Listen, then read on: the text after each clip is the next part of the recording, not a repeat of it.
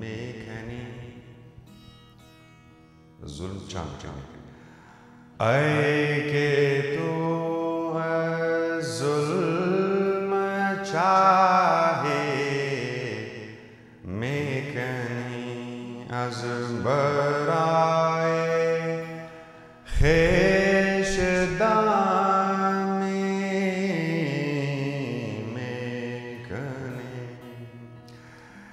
گر خود چون کرم پیلا بر متن تن تن تن گرد خود چون کرم پیلا بر متن بر خود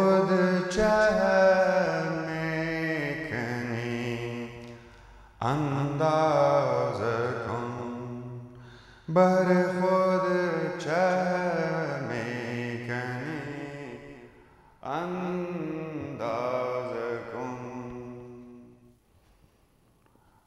Welcome to the Hazara Pioneers Library on Amunji at Mechidtv, presenting to you A Vizier's Daughter. Chapter 14 has been concluded on the appearance of the Vizier, Ghulam Hussain, returning from the war suddenly at Muhammad Jan, the traitor's place, and rescuing her girl from the agony of torture at the hands of your own. Someone you trusted, someone you thought would keep your trust, but they were not. And that story is of chapter 15. A warning dream.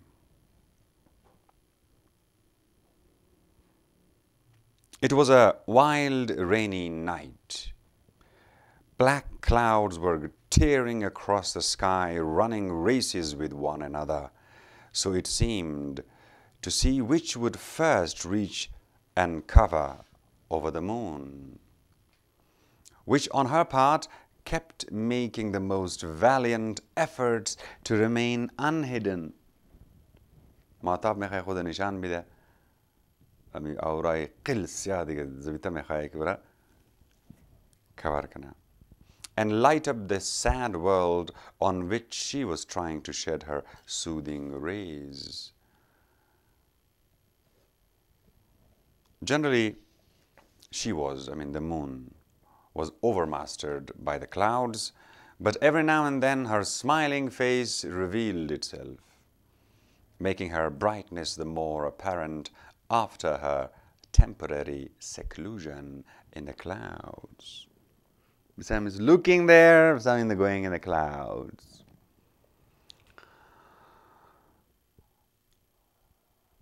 The village among the Hazara hills was wrapped in sleep.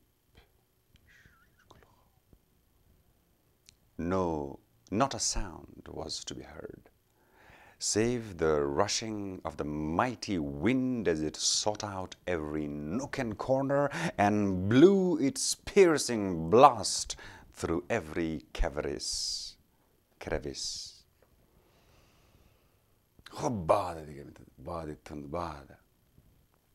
Suddenly, Ghulam Hussain was startled from his slumbers. A shadow differing from those cast by the clouds had fallen across his pillow, and even in his sleep, this keen mountaineer knew the difference. Yak saye diga, I saye aur niya.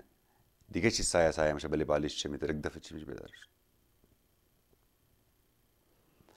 He sat up hastily, at the same time feeling for his gun, which lay beside him, then realized that it was Gulbegum, who stood beside him.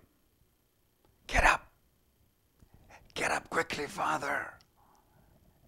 She said impetuously, take the boy at once and fly. Ghulam Hussain jumped up and felt for his pistols and his knife. They were all in place. just as his gun had been. "What is it? Who is there?" he asked eagerly. "I don't know. I have not seen nor heard, but hasten, hasten, fly to the mountains while there is time. There is no good trying to fight. You have no time to call even such men as are left in the village to arms. I have had a dream."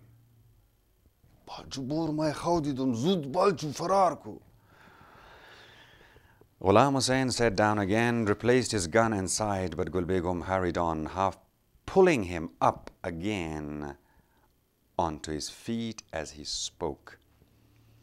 "Oh, it's not a joke. Don't be too proud to heed, father. Take the warning that has been sent.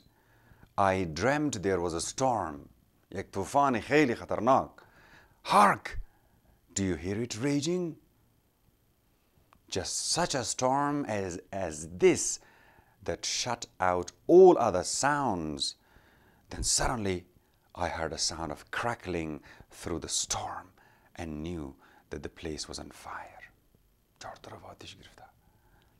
And then I felt the flames first on my face and then all over me, such a scorching fire that I cried out for very pain, and started up and roused you and told you to fly.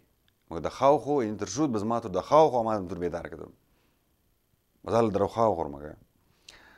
you were sound asleep. And when you woke, you heard only the storm and not the crackling of the fire, and would not heed me at first, but sat smiling there just as you are smiling now.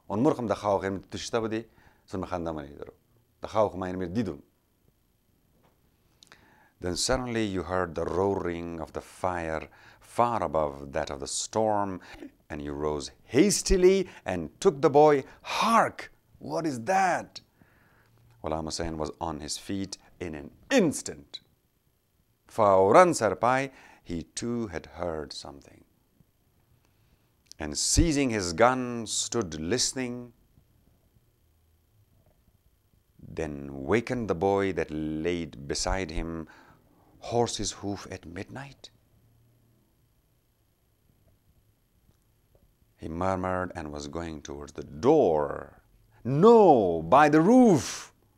Father, by the roof across the shed. That is your only chance. That's how I saw it in my dream. Fly, fly.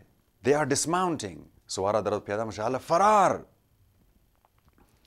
They will soon be in the yard and you will be lost. You would be but one man against perhaps hundreds. She rushed to the door and fastened it, then dragged a heavy chest that at other times she could hardly ever move, and placed it across to obstruct the entrance of anyone from without. And so again, and so gain time. Her father had taken the warning and was gone, carrying the boy with him. "Here, open the door," a rough voice called out. A few minutes later, "Oh, there! Are you all asleep?" "Who is there this time of the night making so much noise?" the girl said sleepily. "You can't come in unless," correcting herself hurriedly, "there is anything wrong and you want something?" "Hey, we do want something, and that something we will have. And if you don't open to us quickly, we will pull down your house over your heads and bury you in its ruins.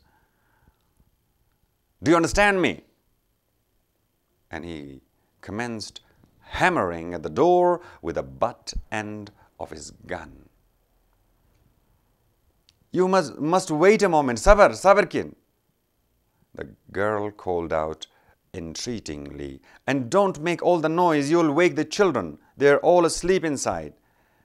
If you'll be patient till I've fastened on my clothes and call my mother, and we'll have to move a great box that we have pulled across the door to protect us at night. There is no need to force your way in. I'll open as soon as I can. Here, mother, help. There is someone at the door who seeks admittance. Help me with this chest. Sanduqa paskin. Who is it? Asked the woman coming in. And what's the box doing there? And where is your... Gul Begum seized his mother's arm and placed her finger on her lips to announce silence. Again, the same man outside began knocking with his gun, and another man, a great rush at the door, thinking with his whole weight to push it in. But the door was of teak wood, and Ghulam Hussain had seen to the fixing of it himself. Wait, wait, she said. We are moving the chest. But it's very heavy. When I have pushed it aside a little, I'll open the door so that you can slip your hand through and help us from outside. But who are you? Who is forcing your way in at night instead of seeking admittance in the daylight?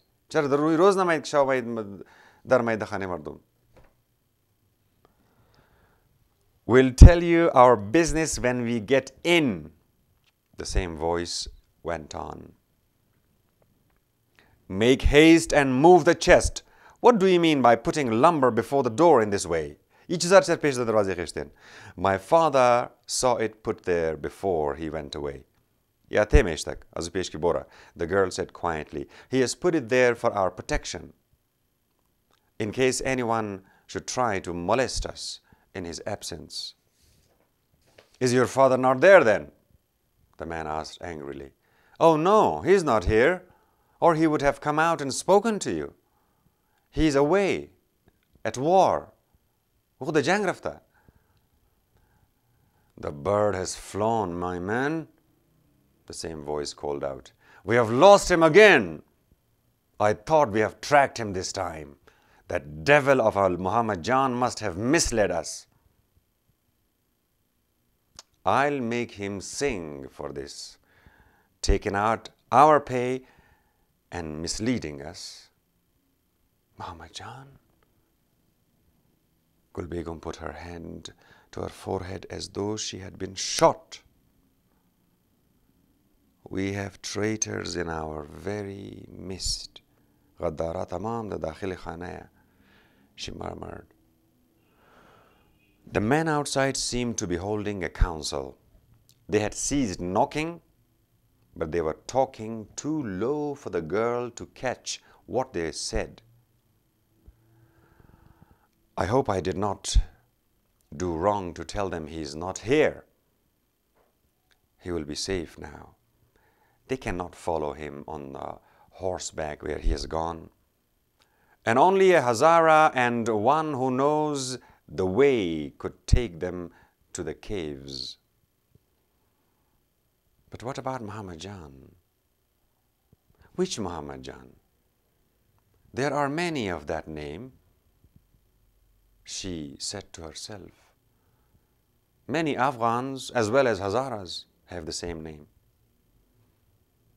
It need not necessarily be that fiend. But somehow the more she thought of it, the more convinced was she that the man who had laid this trap for her father was none other than the wretch whom he had trusted with the greatest treasure he possessed, his daughter. He had been faithless and worse. In the one case, what was to prevent his being a traitor to his country? Suddenly, above the murmur of the many voices just outside the door, above even the roar of the elements, the raging of the storm, another sound made itself heard and struck terror into the hearts of the two women who stood listening inside. Shriek after shriek ran to their "No!" The yells of a man in the agony of torture. Then a dull thud. A shriek, a thud. Ah, they're using the fauna, poor wretch. Who can it be and what is it for? Gul Begum cried. Quick, mother, let us undo the door. My God, Ba Khuda Qasam, I have led you right. The wretched victim called out, I hate the man myself, and for my own sake would willingly deliver him to you. I tell you, he is inside. Those women are deceiving you. He is there. Search the house. He is there. Again, there was a rush of many feet towards the door, which now stood open and that anyone could enter. Where is Ghulam Hussain? A gruff voice asked peremptorily. Ghulam Hussain has joined the soldiers. He is not here. Do you want him? Gul Begum asked composedly, stepping outside and moving towards the spot from whence the shrieks had proceeded. The black clouds were still chasing one another across the sky, and the wind was so high as almost to blow her off her feet. But the moon shone clear, and the shrieks directed her to the spots where a little crowd had collected on the far side of the shed near the tower. I tell you, I tracked the man here the day before yesterday, and after sending you the messenger, have never ceased watching his every movement. He could not have left the house without me seeing him. I have sat in this shed all night watching the door until I heard the sound of your horses' feet coming up the hills when I joined you. He's there. You have but to make a thorough search and you will find him, no matter how well he may be hid. And let me go. Let me go. It is useless, all this torture. There is no sense in it at all. I would tell you all I could without any torture. If you break my feet, of what use can I be to you? If you will only release me, I will serve you right faithfully. Undo my feet. They are breaking. The dog speaks the truth. One of the soldiers said authoritatively, undo the man. Those women have got the devil in here, hiding somewhere. I'll make them produce him. Gul Begum had pressed forward, her shawl well pulled over her head, and was just in time to see Muhammad Jan released. He was sitting on the ground, his legs stretched out before him, his feet from which the blood seemed oozing in every direction, securely fastened between the divided sides of a bamboo. The bain yazu payas ura etkada bazadish kalan martolam giriftan do zada rayda bilish.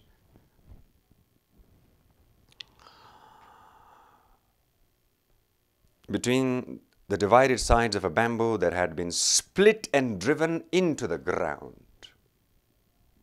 Beside him stood a soldier with a great club, in his hand, and much as he loathed the sight of the man who sat before her in an agony too great for her to notice her. She shivered when she thought of the torture each stroke of that mallet on the end of the bamboo must inflict on the poor wretch who sat there. متصورش اصلا امکان نداشت تو کنی که اما ده هر زدن چیکار میکرد وقت پای.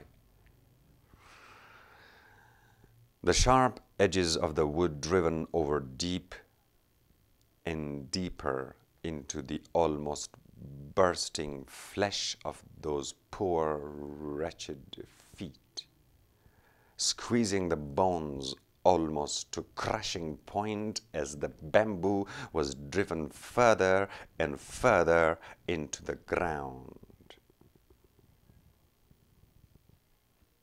Another cry of pain. It was when the bamboo was removed, and then the blood flowed freely.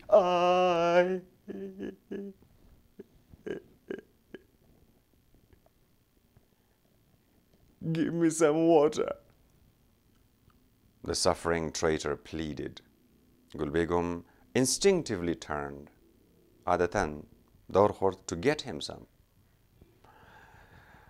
But a feeling of revulsion came over her. She went into the house and sat down beside her little sister in a heap on the floor. She could not return to face that loathsome sight, nor could she urge herself to take him the water he was craving for. He was her own most bitter enemy, who had insulted her and abused the confidence placed in him by her father. But he was worse than that. He was not only false to his country, but a spy to lead the enemy to the haunts of the Hazara chiefs. What worse could be? Let those whom he serves attend to his wants. I cannot, she said to herself, then took her little sobbing sister in her arms. You can search wherever you like, Halima was saying in her terror. He is not here. We have not a corner where we could hide a mouse in. یک موش اینجا چیز نمیتونی قایم نمیتونی موی دو جا یه جایی نه برو سعی کن خدا اینجا. Such an inconvenient house. No place to put anything. My husband was here yesterday. He was here last night. He must have had a sudden call and gone off. He cannot be far away, no further than the next village.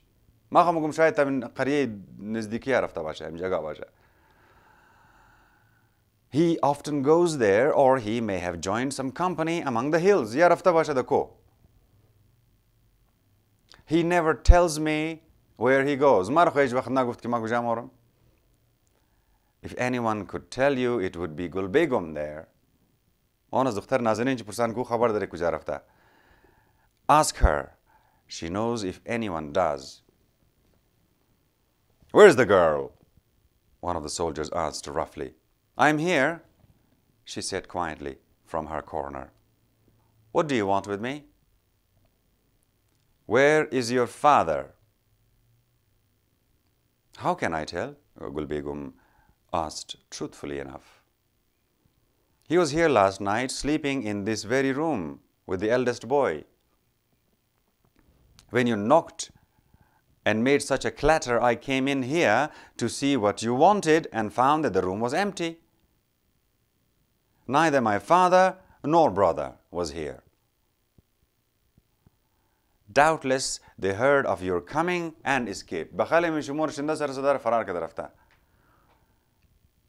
And then a spirit of evil took possession of the girl. Muhammad Jan,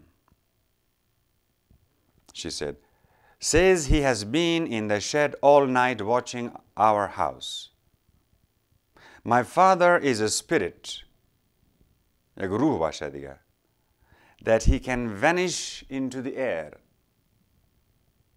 Ask him which direction he took. یکی تمام شب همینجی بوده, از دی شب همینجیه. پرسان که کدام طرف رفته. He must have seen him go. My father may have made it worth his while to keep silent. Muhammad Jan is a man who will take any master's pay, ours as well as yours. That is true. The traitor, where is he? My God, he shall smart for his. Here, lads, tie him up again. Bastakit pasura. Tie him to the post of yon shed and see what 100 lashes will get out of him. تو بیزین اکسر شلاق تی چیز معلوم باشه کجا رفتم آقا چی قصه. And that story we will continue next time. Nosego and Bakulo and Ajego and everybody and Teenagero of the Hazara communities, wherever you may be, the story of your interest, of a common interest, common heritage. It's the cultural heritage, intangible. Story it's there, it's there. It's there.